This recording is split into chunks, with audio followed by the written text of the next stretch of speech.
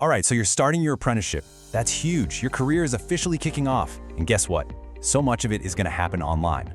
But here's the thing. A single digital misstep can have some pretty serious real-world consequences. We're not just talking about keeping your data private. We're talking about being a professional. So today, we're going to dive into how to master your digital safety, because honestly, it's a core skill for your success. So let me ask you this, straight up. Is your online self ready for your professional life? Because that line between your personal digital world and your career, well, it's not just blurry anymore. For a lot of employers, it's basically gone. The two are completely, 100% intertwined. So first up, let's talk about your digital double life. What we mean by that is this idea that your online actions, even the stuff you do on your own time, have very real consequences for your career. This can create amazing opportunities for sure, but it also opens up professional risks you really need to manage right from day one. And here's the absolute key thing you've got to get. Safeguarding your well-being and your reputation, it isn't just a physical world thing anymore. In a professional setting, safeguarding means protecting yourself from harm. And yeah, your employer has a duty to help with that, but it also means you have a responsibility to act in a way that doesn't harm yourself, your colleagues, or the company's reputation. Your digital life is your real life, period. Okay, so if your digital and real lives are basically the same thing now, how in the world do you protect them? Let's get into what I like to call digital self-defense. This is your first and most critical line of defense for protecting your data and, just as importantly, your professional reputation online. This all starts with your digital footprint. Think of it like a trail of breadcrumbs you leave behind with every single post, every like, every upload you make. And you have to remember, that trail is often public. Employers and training providers, they are absolutely checking social media profiles now.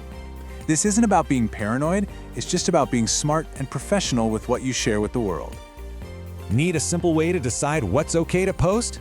Here's a fantastic rule of thumb. Before you hit share, just ask yourself, would I be cool with this being blown up on a giant poster at my workplace? If the answer is no, or even a little, maybe not, then just don't post it. It's really that simple.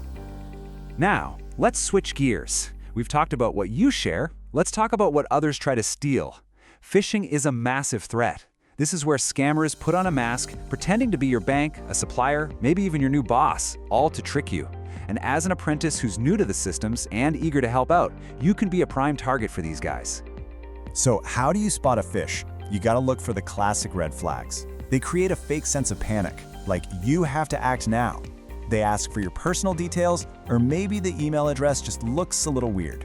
Always trust your gut. If a message feels off, it probably is. And remember, a legitimate company will never ask for your password in an email. Your next line of defense is all about password strength. I mean, think about it. A weak password is like leaving your front door unlocked. A strong one, that's a digital deadbolt. The key is to make it long, totally unique for every single account you have, in a nice jumble of letters, numbers, and symbols. And if you want to make that digital deadbolt practically unbreakable, you need to use two-factor authentication, or 2FA. It's like this. Even if a thief somehow steals your key, that's your password, they still can't get in the door because they don't have the secret code that just got sent to your phone. Seriously, turn this on everywhere you possibly can. Okay, so you've locked down your accounts. That's awesome. Now, let's zoom out a little. Digital safety isn't just about protecting yourself, it's about how you act as a good, responsible digital citizen when you're interacting with colleagues and the public online. The social web, from your team's group chat to public forums, it has its own set of professional risks. You've got the obvious dangers like cyberbullying, but also sneakier ones, like spreading misinformation that could hurt your company, or online grooming by people trying to exploit your new position. It's so important to know what these dangers look like. Let's focus on online grooming for a sec, because it follows a really predictable pattern. It starts out all friendly, they build your trust, and then they try to get you onto a private chat. And that's when the inappropriate requests start. The most important thing to know is this. If this pattern feels familiar in any online relationship, you must tell a trusted person right away. It is never, ever your fault. A huge part of being a professional is respecting what we call digital consent. It's simple. Always get permission before you share a colleague's photo or a private message. What might feel like a harmless joke to you can be a massive violation of someone's trust and privacy, especially at work. All right, let's bring all of this right into your apprenticeship. We're going to focus now on how you uphold professional standards when you're using your company's digital tools.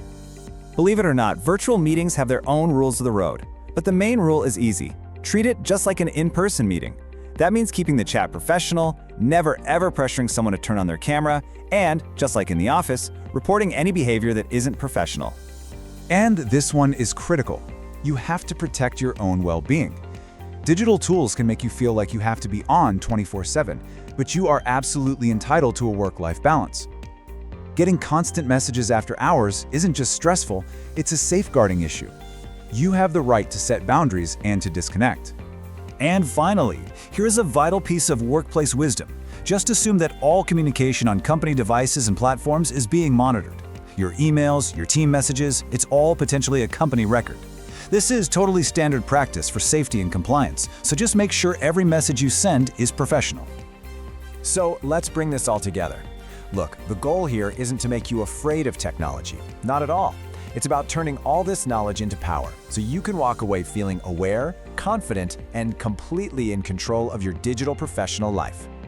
First, just be aware. Simply understanding that your online actions have an echo in the real world is the most important step you can take. Know the risks we've talked about and recognize how they can impact your safety and your professional reputation. And once you're aware, that's where confidence comes from. You now have the tools to spot the risks, whether it's a sketchy email or an unprofessional comment in a chat. So be confident in your judgment, in your ability to set boundaries, and in your right to report anything that just doesn't feel right. And finally, all of this puts you in control. When you're aware and you're confident, you're the one in the driver's seat of your digital identity. You get to use technology for what it is, an amazing tool to help you learn, connect, and build your career safely. So, I'll leave you with this question. After everything we've covered, what is the one step, the one simple thing you're going to take today to strengthen your digital safety? Are you going to go update a password? Turn on 2FA on your main account? Maybe just review your privacy settings. Your professional reputation is in your hands. Go make one small, powerful change today. Thanks for joining this explainer.